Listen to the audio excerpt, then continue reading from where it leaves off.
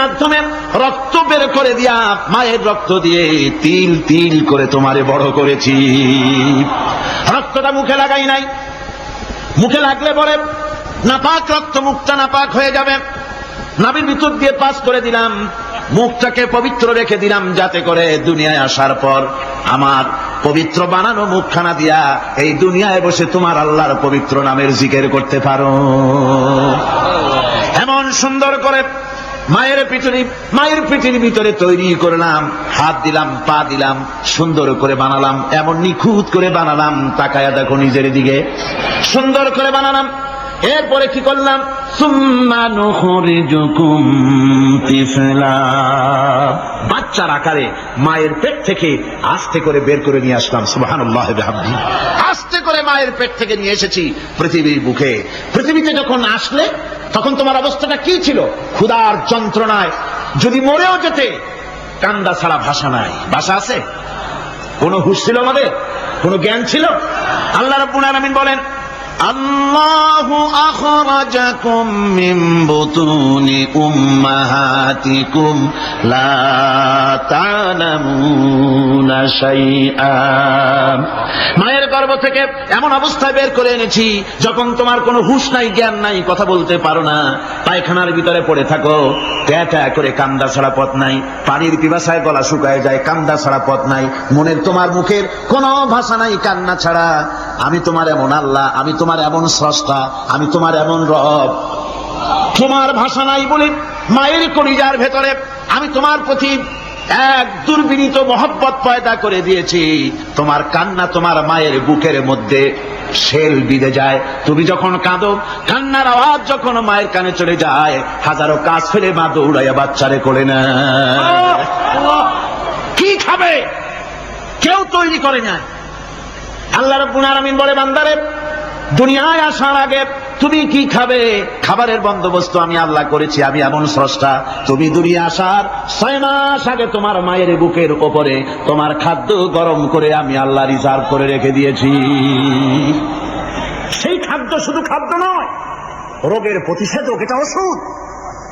আজ বিজ্ঞানীরা, চিকিৎসা বিজ্ঞানীরা বলছেন, মায়ের দুধ সন্তানের খাদ্যের, মায়ের দুধের চাইতে কোনো বিকল্প কিছুই নাই। সন্তান পৃথিবীতে এলে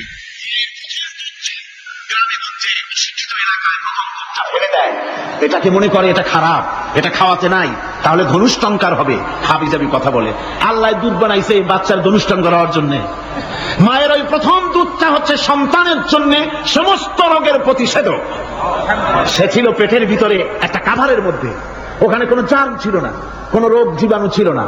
ও পৃথিবীতে এসেছে যেখানে অক্সিজেনের ভেতরে জার্ম রয়েছে, বাতাসের ভিতরে জার্ম রয়েছে, যার পরিবেশটা খারাপ হয়ে আছে, মানুষের শ্বাস প্রশ্বাসে নিঃশ্বাসে হাজারো রোগ জীবাণু ঘুরছে। এই রকমের একটা পৃথিবীতে এসেছে। আসার পরে কচি স্বাস্থ্য, কচি শরীর, কচি হার্ট, কচি লাংস, সেটাকে প্রতিরোধ করবে কি করে? সেজন্য আল্লাহ পাক মায়ের দুধের ভিতরে সমস্ত রোগের প্রতিষেধক দিয়ে দিয়েছেন। সুবহানাল্লাহ। আজকের বিজ্ঞানীরা তা স্বীকার করেছেন। অনেক মা তার সন্তানকে দুধ দেন না, নিজের শরীর স্বাস্থ্য ভালো রাখার চিন্তা করে বাচ্চাকে দুধ খাওয়ান না। এটা অত্যন্ত নির্মম কাজ। বাচ্চাকে দুধ খাওয়ালে বাচ্চার সাথে মায়ের মহব্বত বাড়ে। ইউরোপে, আমেরিকায় মাকে মা বলে ডাকে না, বাপকে শ্রদ্ধা করে না, সম্মান করে না। তার কারণ সেখানে মায়েরা তার সন্তানদেরকে কোলে নেয় না, সন্তানদেরকে ফিডার খাওয়ায়। আর আমি নিজের চোখে দেখেছি, মায়েরা ইউরোপে, আমেরিকায় যখন শপিং এ আসে, তখন রাস্তায় যখন আসে, তখন ওই বাচ্চাকে শোয়া, বাচ্চার কুশিয়ারি করে ছেড়ে দিয়ে যায়, আর কুত্তার বাচ্চাগুলি কোলে কোলে ঘুরে বেড়ায়। কুত্তার বাচ্চা কোলে যায়, নিজের বাচ্চা কুশিয়ারি করে ছেড়ে। সেই জন্য মায়ের প্রতি সন্তানের মহব্বত হয় না, সন্তানেরও মায়ের প্রতি কোনো শ্রদ্ধা জাগে না। আল্লাহ কি ব্যবস্থা মায়ের কলিজার মধ্যে মহব্বত পয়দা করে দিয়েছেন আল্লাহ পাক।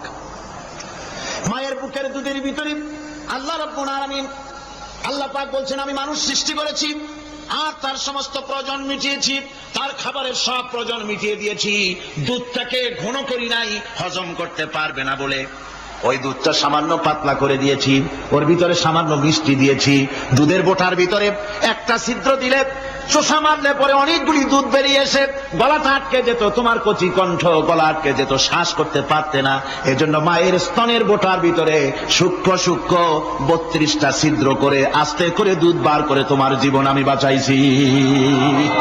খলাকাল ইনসান, মানুষ সৃষ্টি করেছি আমি আল্লাহ পাক। সুতরাং যে আল্লাহ পাক এ মানুষ সৃষ্টি করলেন আর মায়ের কলিজার ভিতরে মহব্বত পয়দা করে দিলেন, সে আল্লাহ পাক বলছেন খবরদার ওই মাকেও যেন আবার ভুলে যেও না। মাকে সম্মান করে করো, মা বাপকে মহব্বত করো, তাদেরকে শ্রদ্ধা করো। বউ পাইয়া সুন্দরী স্ত্রী পেয়ে মায়ের কথা ভুলে যেও না। অনেক সাহেব আছে মায়ের কথা ভুলে যায়, স্ত্রীর কথা অনুযায়ী মায়ের উপর অত্যাচার করে, এরকমও বহুত আছে। আল্লাহ পাক বলছেন শোনো, وَقَضَى رَبُّكَ أَلَّا تَعْبُدُوا إِلَّا إِيَّاهُ وَبِالْوَالِدَيْنِ إِحْسَانًا। তোমার প্রভুর পক্ষ থেকে ফয়সালা হয়েছে, চূড়ান্ত সিদ্ধান্ত হয়ে গিয়েছে, আমি আল্লাহর ইবাদতের পর তোমার মা বাপের ইহসান করবে, খেদমত করবে, তাদের জন্য উপকার করবে, তাদেরকে ভালোবাসবে। আল্লাহ রাব্বুল আলামিন বলেন মা বাবার সঙ্গে কেমনে কথা বলবে, তাদের সাথে কিভাবে আচরণ করবে, আল্লাহ তাও শিখিয়ে দিয়েছেন। আল্লাহ পাক বলেন ওয়ালা তাকুল লাহুমা ওয়া কুল লাহুমা কাওলান কারীমা। মা বাবার সাথে সম্মানজনক কথা বলো। ওয়া কুল লাহুমা কাওলান কারীমা, সম্মানজনক কথা বলো। মাথায় ঝাঁকি দিয়ে রাগ করে চোখ মোটা করে কথা বলো না। তুমি সন্তান, তোমার জন্য সবচাইতে বড় পীর তোমার আব্বা তোমার আম্মা, ঠিক কিনা কন? ছেলের জন্য, মেয়ের জন্য, সন্তানের জন্য সবচাইতে বড় পীর কে? বাপ মা। এটা ভালো করে মনে রাখতে হবে। আপনার মৌলানা সাহেবদের দোয়া, পীর সাহেবদের দোয়া কবুল হতেও পারে, নাও হতে পারে, 50-50 সম্ভাবনাও আছে, আবার সম্ভাবনা নাই। কিন্তু মা বাবার দোয়া কবুল হবে 100% সিউরিটি রয়েছে। রাসূলুল্লাহ বলেছেন 3 জনের দোয়া কবুল হবে, মুস্তাজাবুদ দাওয়াত। কয়জনের দোয়া কবুল হবে? আল্লাহ রাব্বুল আলামিনের হাবিব বলেন 3 জনের দোয়া কবুল হবে আল্লাহর দরবারে। তার মধ্যে একজন হলেন মাজলুম ব্যক্তি, যে ব্যক্তি অত্যাচারিত, যে ব্যক্তি মুসাফির, প্রবাসী, তার দোয়া কবুল হবে। আর মা বাপ যদি সন্তানের জন্য দোয়া করে, ওই দোয়া আল্লাহ রাব্বুল আলামিনের দরবারে মঞ্জুর হয়ে যায়। আল্লাহ রাব্বুল আলামিন মা বাপ সম্পর্কে বলেন মা বাবের জন্য আমার কাছে দোয়া করবি বান্দারা, আমার কাছে দোয়া করবি। দোয়াটা আল্লাহ পাক শিখাচ্ছেন, রব্বিরহামহুমা কামা রব্বায়ানি সাগীরা। পড়েন সবাই, রব্বিরহামহুমা কামা রব্বায়ানি সাগীরা। একটু জিকির করেন লা ইলাহা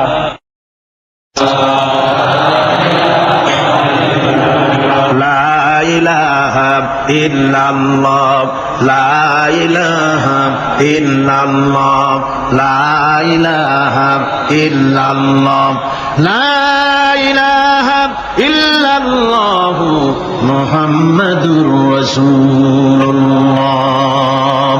আমার ভাইরা, আল্লাহ পাক শিখাচ্ছেন বান্দা তোর মা বাপের জন্য আমার কাছে দোয়া কর। আল্লাহ রব, আয় আমার প্রভু, আমার মা বাপ যেমন ছোটবেলায় আমাকে স্নেহের কোলে লালন পালন করেছে, আয় আমার আল্লাহ তুমি আমার মা বাপকে তোমার রহমতের কোলে লালন পালন করো। আল্লাহ শিখাই দিয়েছেন। আমার ভাইরা, প্রত্যেক নামাজের পরে এই দোয়াটা ভুলে যাবেন না। ভুলে যাবেন? ভুলে যাবেন?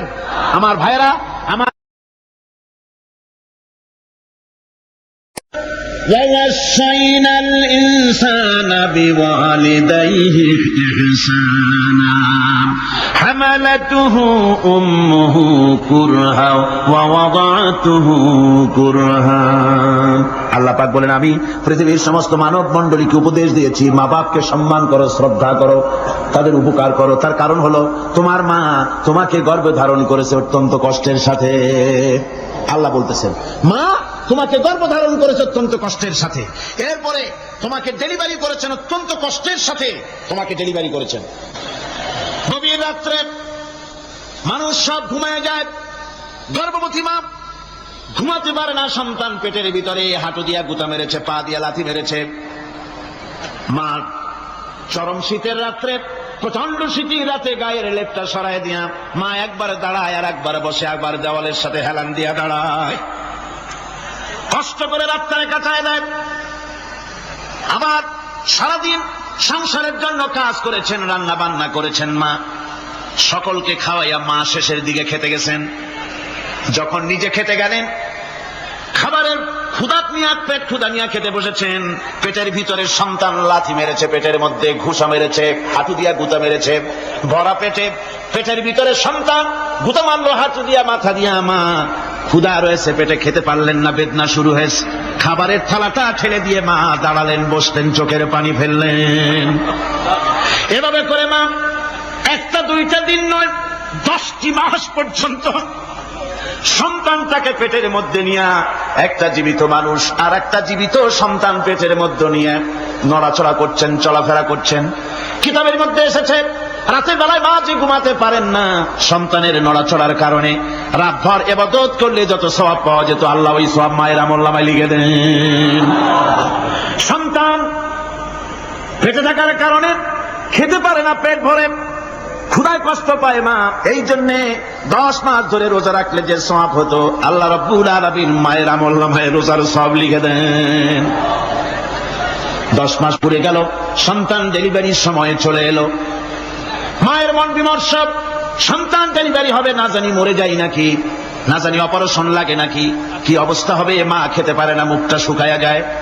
ডেলিভারির সময় যখন আসে, মা বাবার কাছ থেকে বিদায় নিয়ে যায়, স্বামীকে একান্তে গোপনে ডেকে নিয়ে বলে, প্রাণের স্বামী, দীর্ঘদিন একসঙ্গে ঘর কন্যা করেছি, অপরাধ হয়ে যেতে পারে, আমারে মাফ করে দিও। আমার মনে হয় এবার আমি আর বাঁচবো না। সংসার থাকলো, চাবি থাকলো, সব বুঝে নাও, আমারে মাফ করে দিও। মা চলে গেল সতিকা গৃহে, ক্লিনিকে চলে গেল, অপারেশন থিয়েটারে চলে গেল, অথবা ডেলিভারির জায়গায় চলে গেল। ডেলিভারি পেইন শুরু হয়ে গেল, বেদনা শুরু হয়ে গেল। এক একটা বেদনা যেন মায়ের এক একটা মৃত্যু যন্ত্রণা শুরু হয়ে যায়। এমন যন্ত্রণা, প্রসব বেদনা দুনিয়ার ভুক্তভোগী মা ছাড়া আর কেউ জানে না। এই চরম বেদনার ভেতর দিয়ে, চরম কষ্টের ভিতরে মা যখন একটা বাচ্চা প্রসব করলো, জিহাদের ময়দানের মতো মা রক্তাক্ত হয়ে গেলেন, সন্তান দুনিয়ায় এলো। মা তখন অস্থির থাকেন। এত বড় বিরাট কষ্টের ভিতরে আল্লাহ রাব্বুল আলামিন বলেন, সন্তান যখন ডেলিভারি হয়ে গেল, মায়ের মনের ভিতরে আমি তখন এই ফিলিংস, এই টেন্ডেন্সি জাগ্রত করে দিই, দেখ কি হয়েছে। মা তখন দেখতে চায় কি হয়েছে। মায়ের সামনে যখন এত কষ্টের, হৃদয় বিঙ্গলানো, কলিজার 32টি নাড়ি ছেঁড়া যন্ত্রণার সন্তান যখন মায়ের চোখের সামনে আসে, আল্লাহ পাক বলেন, মা যখন তার ছেলের মুখের দিকে তাকায়, মেয়ের মুখের দিকে তাকায়, আল্লাহ বলেন 10 মাসের পেটে ধরা কষ্ট আর ডেলিভারির সব কষ্ট মায়ের মন থেকে মুছে ফেলে দেই। আল্লাহ রাব্বুল আলামিন বলেন, খবরদার দুনিয়ার মানুষ, এমন মায়ের সাথে নাফরমানি করবি না, এ মায়ের সাথে নাফরমানি করবি না। মাকে সম্মান করবি, মার কাছে দোয়া চাবি। দুনিয়ায় যদি সম্মান চাও, রিজেক্ট চাও, মায়ের পায়ে ধরে কাঁদো। মায়ের জাতি অনেক সম্মান তার। রাসূল করিম সাল্লাল্লাহু আলাইহি সাল্লামকে প্রশ্ন করা হয়েছে, হুজুর খেদমত করবো কার? হুজুর কয় মায়ের। তারপরে কার? হুজুর কয় মায়ের। তারপরে কার? হুজুর বলেন মায়ের। তারপরে কার? তোমার পিতার। 3 গুণ। তোর মায়ের মর্যাদা 3 গুণ বেশি, তোর বাবার চাইতে মর্যাদা বেশি। সুবহানাল্লাহ পড়ে। আর আজকে ইসলামের শত্রুরা তারা বলে যে ইসলাম নারীর অধিকার আদায় করে নাই। নারীর অধিকার ইসলাম দেয় নাই তো কে দিয়েছে? আমার বন্ধুগণ, বিশ্বনবী জনাব মুহাম্মদ রাসূলুল্লাহ সাল্লাল্লাহু আলাইহি ওয়াসাল্লাম মসজিদে নববীর ভিতরে বসে আছেন। এক বৃদ্ধা মহিলা মসজিদের মধ্যে প্রবেশ করলেন। হুজুর বৃদ্ধাকে দেখে দাঁড়ায় গেলেন। বিশ্বনবী বুড়ি মেয়ে লোককে দেখে দাঁড়ায় গেলেন। আল্লাহর নবী বুড়িকে দেখে দাঁড়ালেন। বুড়ি যখন কাছে এলেন, আল্লাহর নবী নিজের গায়ের চাদর বুড়ির জন্য বিছায়া দিলেন। বুড়ি বসলেন। এরপরে কথাবার্তা সারার পর বুড়ি যখন বিদায় হবেন, হুজুর আবার দাঁড়ালেন। বুড়ি মহিলা চলে গেলেন। সাহাবায়ে কেরাম বলেন, ইয়া রাসূলুল্লাহ, কিছুই বুঝলাম না, একজন বৃদ্ধা মহিলার জন্য বিশ্বনবী দাঁড়ান আর গায়ের চাদর বিছান, আমরা বড় আশ্চর্য হয়ে গেলাম। নবীজি বলেন, ও আমার সাহাবীরা, তোমরা জানো না, এই মহিলাকে চিনতে পারো নাই। আমি আমার মায়ের দুধ আমার জীবনে কিসমতে তেমন হয় নাই। আমি আমার মায়ের দুধ তেমন কিসমতে পাই নাই। যার বুকের দুধ খেয়ে তার কোলে কাছে চড়ে আমি বড় হয়েছি, আমার সেই দুধ মা, ইনি হযরতে হালিমাতুস সাদিয়া। আমার সেই দুধ মা। রাসূলুল্লাহ নিজে সম্মান দিয়েছেন মায়ের। খবরদার মাকে সম্মান করবেন, মাকে শ্রদ্ধা করবেন।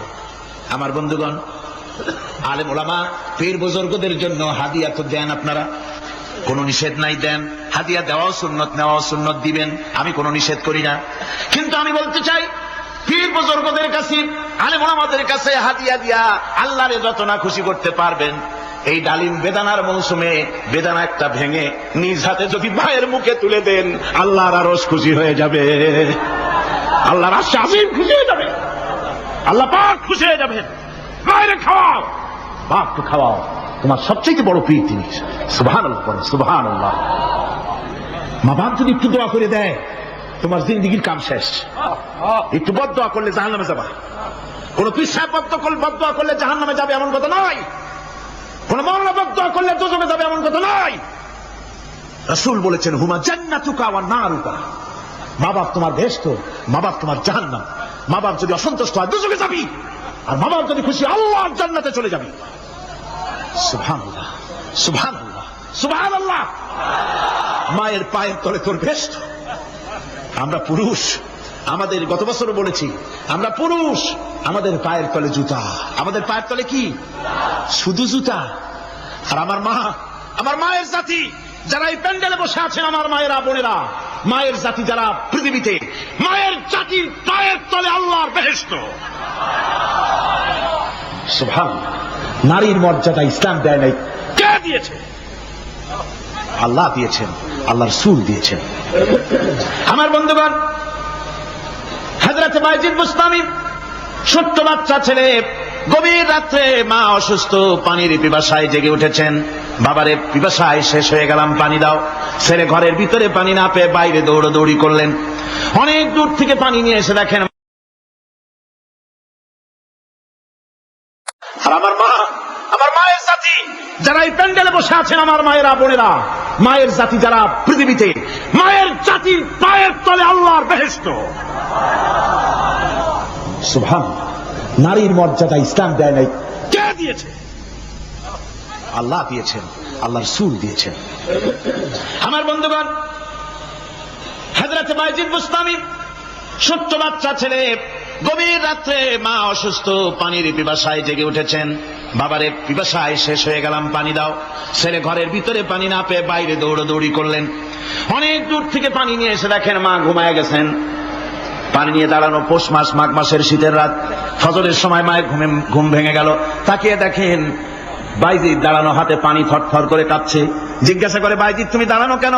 ছোট্ট বাচ্চা বলে, মা পানি চেয়েছিলে তুমি গভীর রাত্রে, পানি ঘরে ছিল না, অনেক দূর থেকে আনতে হয়েছে। মা বলছে, ঘুমাও নাই কেন গেলাস থুইয়া? বাচ্চা বলে, ঘুমাই নাই। তুমি যদি আবার পানি চাও, সময় মতো যদি দিতে না পারি, মা তোমার কষ্ট হবে, এই জন্য ফজর পর্যন্ত আমি দাঁড়ায় আছি, কখন তুমি পানি চাও। মা হাতের থেকে পানি নিয়ে পান করলেন। বাইজিদকে বিছানার উপরে আরাম করে কম্বল দিয়ে ঘুম পড়াইয়া দিলেন। হযরত বাইজিদের মা উযু করে ফজরের নামাজ পড়ে সিজদায় চলে গেলেন। চিৎকার মেরে কেঁদে বলেন, আমার রব, আমার আল্লাহ, আমি আমার বাইজিদের মা, আমি মা হয়ে বাইজিদের জন্য দোয়া করি। বাইজিদ আমার জন্য আজকে যা করেছে, আমি মা, আমার কলিজা ঠান্ডা হয়ে গেছে। হায় আল্লাহ, আমি বাইজিদের জন্য দোয়া করি, তুমি তাকে সুলতানুল আরিফিন বানাইয়া দিও। মঞ্জুর হয়ে গেল আল্লাহ পাকের কাছে দোয়া। আমার ভাইরা, আল্লাহ পাক বলছেন, খবরদার, আমার ইবাদতের পরে মা বাপ, আল্লাহর ইবাদতের পরে কারা? মা বাপ। মা বাপকে সম্মান করো, শ্রদ্ধা করো, মোহাব্বত করো, কিসমত খুলে যাবে, কিসমত খুলে যাবে। মা বাপকে সম্মান করো। হযরত আবু হুরায়রা রাদিয়াল্লাহু তাআলা আনহু রাসূলের সামনে এসে কাঁদতেছে। হুজুর বলছেন, আবু হুরায়রা কাঁদো কেন? কাঁদো কেন? রাতের বেলা কাঁদো কেন? হযরত আবু হুরায়রা বলছেন, হুজুর আমাকে মা মেরেছেন। হুজুর বলছেন, মা মারলো কেন? কোন অপরাধ করেছো? কোন গোস্তাখি করেছো? আবু হুরায়রা বলছেন, না হুজুর, কোন গোস্তাখি করি নাই, তবে মারলো কেন? হযরত আবু হুরায়রা বলছেন, হুজুর আমি আপনার দরবার থেকে ফিরতে রাত হয়ে গিয়েছিল। মা জিজ্ঞেস করলেন, আবু হুরায়রা এত রাত্রে কোথায় ছিলি?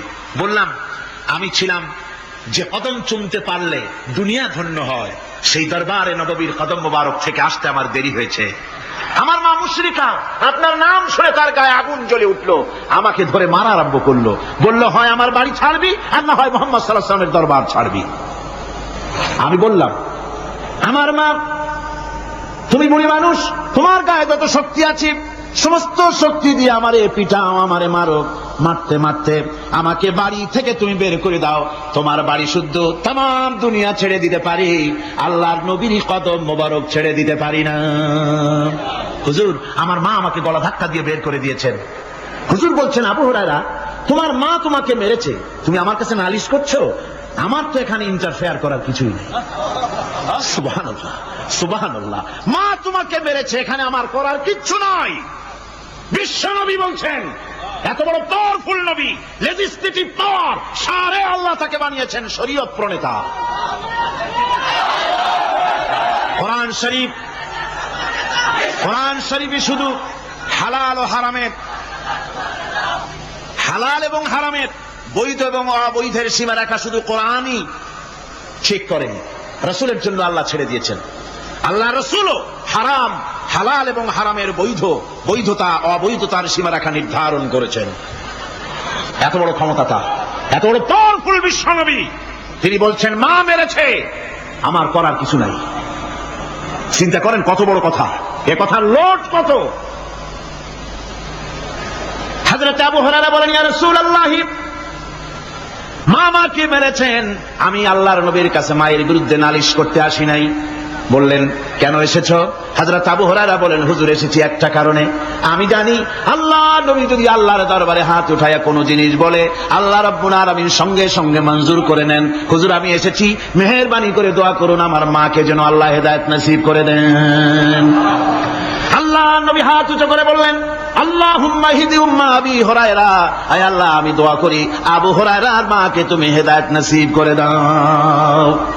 রাসূলুল্লাহ দোয়া করছেন আর আবু হুরায়রা সমানে দৌড়াচ্ছেন। তিনি দৌড়াচ্ছেন, পেছন থেকে কয়েকজনে আবু হুরায়রার জামা টেনে ধরেছে, দৌড়ক। তাদের জানা আবু হুরায়রা খুব ভদ্রলোক মানুষ, কোন ঝড় ঝামেলার মধ্যে থাকে না, রাগ সাক করে না, চিৎকার মারে না, দৌড় মারে না, এত ভদ্র শরীর, দৌড়ায় কেন? না জানি কোন বিপদ বুঝি ঘটে গেছে।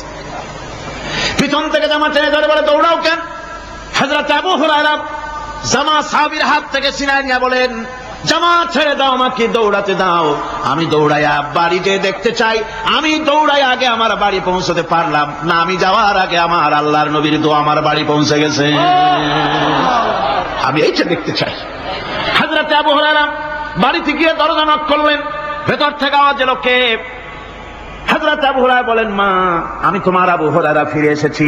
মা বলছেন, বাবা অপেক্ষা করো, দরজা খুলতেছি। হযরত আবু হুরায়রা বলেন, মায়ের গলার আওয়াজের ভিতরে শিরকিয়াতের কর্কশতা পেলাম না, মায়ের গলার আওয়াজের ভিতরে তাওহীদের গন্ধ পেলাম। আমার মনে হলো নবীজির নিক্ষিপ্ত তীর তার নিশানায় পৌঁছে গেছে। কিছুক্ষণ পর মা আমার বেরিয়ে এলেন, মাথা থেকে চুলের থেকে, বুড়ি মানুষ, সাদা চুলের ভিতর থেকে পানি পড়তেছে। মা বলল, বাবারে তোমারে মারার পর আমি বড় অনুতপ্ত হয়েছি, অনুশোচনা করেছি, আমি গোসল করেছি, মনে মনে ভাবলাম আমার ছেলে তো কোনো খারাপ জায়গায় যায় নাই, কেন তারে মারলাম, আমি বড় লজ্জায় পড়েছি তোমারে মেরে। ও আমার আবু হুরায়রা, আমি গোসল করেছি, পবিত্র হয়ে গেছি, জলদি করে আমাকে নিয়ে চলো বিশ্ব নবী জনাবে মুহাম্মদুর রাসূলুল্লাহর দরবারে। হযরত আবু হুরায়রার মা ঘোষণা করলেন, আশহাদু আল্লা ইলাহা ইল্লাল্লাহু ওয়াহদাহু লা শারীকা লাহু ওয়া আশহাদু আন্না মুহাম্মাদান আবদুহু ওয়া রাসূলুহু। আমার ভাইরা, মা বাপ সবচেয়ে সম্মানের জিনিস, আল্লাহর ইবাদতের পরই মা বাপের খেদমত করতে হবে। আল্লাহ পাক বলছেন, বান্দারে দেখ, মায়ের পেট থেকে আনলাম, মায়ের বুকের মধ্যে মহব্বত পয়দা করলাম, এত মহব্বত দিলাম তোর উপরে, যে কোনো বিদেশে যান, যেখানে যান, বাড়িতে ফিরলে পরে সকলে ছেলে মেয়ে ভাই বোন সবাই দেখবে সুটকেসে আমার জন্য আনছে কি, সবাই চিন্তা করবে আমার জন্য কি এনেছে। একমাত্র মা সন্তানের মুখের দিকে তাকাবে কখন খাইছে সে। সুবহানাল্লাহ, সুবহানাল্লাহ, আমার বাসার মুখখানে শুকনো, তুই বুঝি আজকে কিছু খাইস না। বিদেশে যেসব সন্তান থাকে, মা কাটা কবুতরের মতো ছটফট করে। আমার ছোটবেলার কথা আমি দেখেছি, শর্ষিরা মাদ্রাসায় পড়তাম, আব্বা টাকা দিতেন মাদ্রাসায় যাওয়ার সময়, আবার মা আবার মুরগির ডিম বিক্রি করা, বিভিন্ন জিনিস বিক্রি করা বা বাজার করা পয়সা, উদ্বৃত্ত কিছু পয়সা আব্বার অজান্তে আমার হাতের মুঠার মধ্যে দিয়ে দিতেন। যখন মাদ্রাসার দিকে রওনা হয়েছি, পর্দার আড়াল থেকে দরজা থেকে দেখতাম, যতক্ষণ তাকায় দেখতেছি চোখ থেকে পানি দরদর করে পড়তেছে। সুবহানাল্লাহ, মা কি জিনিস! আল্লাহ আল্লাহ আল্লাহ। বিদেশে যদি কারো সন্তান মারা যায় সবাই জানা লাগে। কবি বলতেছেন, বিদেশে বিরাজ্যে যার পুত্র মারা যায়, পশু পক্ষী না জানিতে আগে জানে মায়। মায়ের কই যাক তারে কাম লাগে যায়, মা বুঝতে পারে আমার সন্তানটা নাই। আহারে মা! আমার বন্ধুগণ, মা যার বেঁচে আছে বেয়াদবি করেছেন, পা ধরে মাপ নিয়ে নেবেন, পা ধরে মাপ নিয়ে নেবেন। মা তো পা ধরে দেখবেন মাফ করে দিবে। সুবহানাল্লাহ সুবহানাল্লাহ, কত দরদ তার বুকের মধ্যে। আর মা বাপকে সম্মান করবে। যাক, এই বিষয়ের উপরে আমি আর যেতে চাই না। শুধু আমি আপনাদের বললাম, এই বিশাল জনতাকে বললাম, সবচাইতে বড় পীর আপনার জন্য আপনার মা বাপ। সবচাইতে বড় পীর কে? মা বাপ। সন্তুষ্ট করেন, রুজিতে অভাব ঘটবে না। কোন মাজারে গিয়ে সেজদা দেওয়া লাগবে না, আল্লাহর কসম। মাজারে যাই চাওয়া লাগবে না। মা বাপকে খেদমত করেন, মা বাপকে খুশি করেন, মা বাপকে খাওয়ান, হাদিয়া দেন। মা বাপ খুশি, রুজিতে বরকত হবে, ব্যবসায় বরকত হবে, ঋণগ্রস্ত থাকবেন না, সম্মান আল্লাহ বাড়াই দিবেন। সুবহানাল্লাহ বিহামদি, রাসূলুল্লাহর হাদিস। এই জন্য আমি অনুরোধ করব, মা বাপকে সম্মান করবেন। বিশাল আকাশের মালিক, আমাদের হায়াতের মালিক, আমাদের মওতের মালিক, আমাদের সুখ দুঃখের মালিক, আমাদের মনিব, আমাদের রব, সর্বস্রষ্টা, সর্বশ্রেষ্ঠ মালিক মহান আল্লাহ রাব্বুল আলামিনের সামনে মাথা নিচু করে একান্ত গোলামের মতো, ভিক্ষুকের মতো, কাঙ্গালের মতো জীবনের সব দুঃখ দুর্দশা আল্লাহর কাছে বলবো। আমরা আমাদের গুনার কথা বলবো, আল্লাহর কাছে মাপ চাইবো। আল্লাহুম্মা আমিন। রব্বানা ظلمنا أنفسنا وإن لم تغفر لنا وترحمنا لنكونن من الخاسرين. ربنا ظلمنا أنفسنا وإن لم تغفر لنا وترحمنا لنكونن من الخاسرين. ربنا لا تزغ قلوبنا بعد إذ هديتنا وهب لنا من لدنك رحمة إنك أنت الوهاب. রব্বুল আলামিন, আমাদের গুনার দিকে নজর করো না, আমাদের গুনার দিকে তাকায়ও না। আমরা এত গুনাহ করেছি, সেদিকে তাকালে হয়তো রহমত করতে ইচ্ছে করবে না। আয় আল্লাহ, আমাদের গুনার দিকে তাকায়ও না, আমাদের চোখের দিকে তাকাও, আর আমাদের মুখের কাকুতি মিনতির দিকে তাকায়া আমাদের জিন্দেগির গুনাহ আল্লাহ মাফ করে দাও। রব্বুল আলামিন, এই 5 দিন তাফসীর করতে গিয়ে যদি কোনো ভুল আমি করে থাকি, তাই আল্লাহ, আমি মানুষ, ইলম কালাম নাই, আমি যদি কোনো ভুল করে থাকি, আল্লাহ তুমি দয়া করে আমাকে মাফ করে দাও। কোনো ভুল কথা যদি বলে থাকি, তোমার বান্দাদের স্মৃতি থেকে তা মিটাইয়া দাও। হে আল্লাহ, হক কথা যা বলেছি, কোরআনের কথা, হাদিসের কথা, তেলাওয়াত যা হয়েছে, জিকির আজগার হয়েছে, আল্লাহ এতে তুমি খুশি হয়ে যে সওয়াবটুকুন দিবে, আল্লাহ দয়া করে সওয়াবটুকুন সরওয়ারে কায়নাত, আশরাফুল আম্বিয়া, সাইয়্যিদুল মুরসালিন, রাহমাতুল লিল আলামিন জনাবে মুহাম্মদুর রাসূলুল্লাহ সাল্লাল্লাহু আলাইহি ওয়াসাল্লামের রূহ মুবারকে পৌঁছায়া দাও। রব্বুল আলামিন, তাম পৃথিবীর মাটির নিচে যত মুমিন মুমিনাত শুয়ে আছে, আল্লাহ তাদের আরো আর পরে সওয়াব পৌঁছায়া দাও। রব্বুল আলামিন, আমরা বড় গুনাহগার। এই মুহূর্তে মনে পড়ে গেল আমাদের আব্বাজানের কথা, আমাদের মার কথা মনে পড়ে গেল। আল্লাহ, আয় আল্লাহ, আমাদের আব্বাজান যারা কবরে চলে গেছে, আমাদের জন্য কত কষ্ট করেছেন, আল্লাহ বাপজানের কবরটাকে বেহেশত বানাইয়া দাও। রব্বুল আলামিন, আব্বার কথা কি বলা যায়? আমাদের মানুষ করার জন্য কত কষ্ট করেছেন, কত মিথ্যা মামলা করেছেন, কত বাড়ি ঘর করে গেছেন আমাদের জন্য। একটা পয়সা নিয়ে যান নাই, কিছু নিয়ে যায় নাই, খালি হাতে চলে গেছে।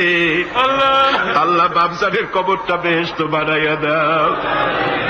রব্বুল আলামিন, জনম দুঃখিনী মা, আমাদের মা যাদের বিদায় হয়ে গেছে, আল্লাহ বেহেশতের বাগান বানাইয়া দাও কবরটারে। আল্লাহ কবরগুলিকে জান্নাতুল ফেরদাউস বানাইয়া দাও। صغيرا رب ارحمهما كما ربياني صغيرا আল্লাহ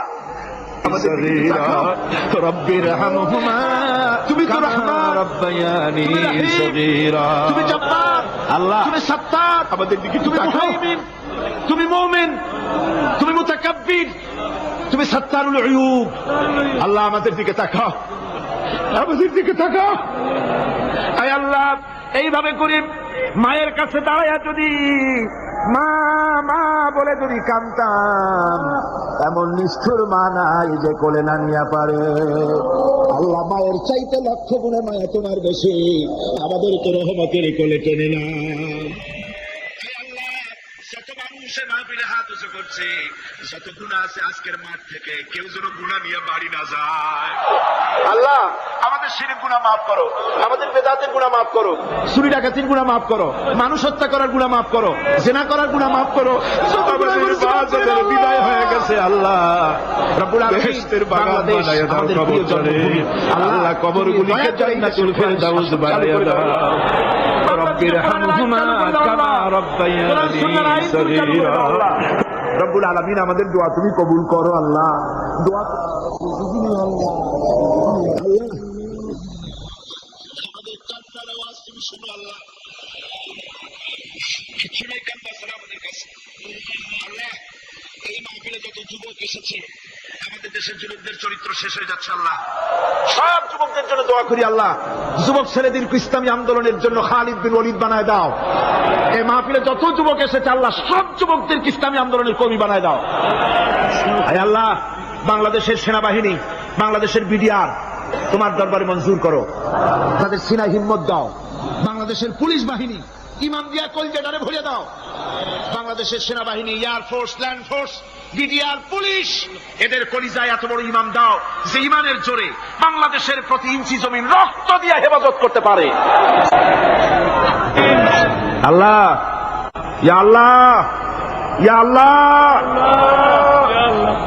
আমার ভাইরা হুজুর সাল্লাল্লাহু আলাইহি ওয়াসাল্লাম আরাফাতের ময়দানে দুহাত উঁচু করে দিয়ে আল্লাহর কাছে চাইছিলেন যাতে তার বগল দেখা গিয়েছিল হাদিস শরীফে এসেছে আল্লাহর কাছে দুটো হাত উঁচু করে দিয়ে চান ইয়া আল্লাহ আল্লাহ কান্দেন কান্দেন আজকে কাঁদবেন না কবে কাঁদবেন আজই তো কান্নার দিন কাঁদেন আল্লাহর কাছে আল্লাহ ভিক্ষা চাই তোমার কাছে আল্লাহ আল্লাহ অনেকের রোগ ব্যাধি আছে মাফ করে দাও আল্লাহ আজকের এক মহিলা আমার সঙ্গে টেলিফোনে কাঁদলেন 20 বছর পর্যন্ত রোগে ভুগতেন রাহেল আক্তার লাকি তার নাম 20 বছর পর্যন্ত ভুগতেছে রোগে তার কাছে বলছে বিশ্বাস করি কোরআনের মাহফিলে দোয়া কবুল হবে অপারেশন যেন লাগে না দোয়া করেন এই মহিলাকে যেন আল্লাহ অপারেশন না লাগায় ভালো করে দেন আমার মা বোনেরা মেয়ে লোক মানুষ পিঠে বাচ্চা কোলে বাচ্চা কষ্ট করে মা বোনেরা বহুত দূর দরাজ থেকে এসেছে আল্লাহ আমার মায়েরা বোনেরা যারা আসছে আল্লাহ কিয়ামতে তাদেরকে খাদিজা এবং আয়েশার কাতারে দাঁড় করায় দিও আল্লাহ আমার মা বোনদেরকে পর্দায় থাকার তৌফিক দিও আল্লাহ মা বোনদেরকে তুমি হেফাজত করো যত রিক্সাওয়ালা এসেছে আল্লাহ এত কষ্ট তারা করে ওদের ভাগ্য তুমি উন্নতি করে দিও আল্লাহ রিক্সাওয়ালা ঠেলাওয়ালা কুলি মজুর আল্লাহ সকলের উপরে তোমার রহমত নাজিল করো কলেজ বিশ্ববিদ্যালয়ের শিক্ষক ছাত্র ডিসি এসপি জজ ব্যারিস্টার ম্যাজিস্ট্রেট আইনজীবী বুদ্ধিজীবী সাহিত্যিক সাংবাদিক প্রকৌশলী চিকিৎসক কৃষিবিদ আল্লাহ সকলের উপরে তোমার রহমত নাজিল করো আল্লাহ রব্বুল আলামিন আমরা এই বিশ্বাস নিয়ে হাত নামাচ্ছি যে আমরা এতক্ষণ যা বলেছি তুমি শুনেছো আমরা যা বলেছি তুমি কবুল করেছো আয় আল্লাহ আমাদের মুনাজাত তোমার দরবারে কবুল করে দিও আল্লাহ সুবহান রাব্বিকা রাব্বিল ইজ্জাতি আম্মা ইয়াসিফুন ওয়া সালামুন আলাল মুরসালিন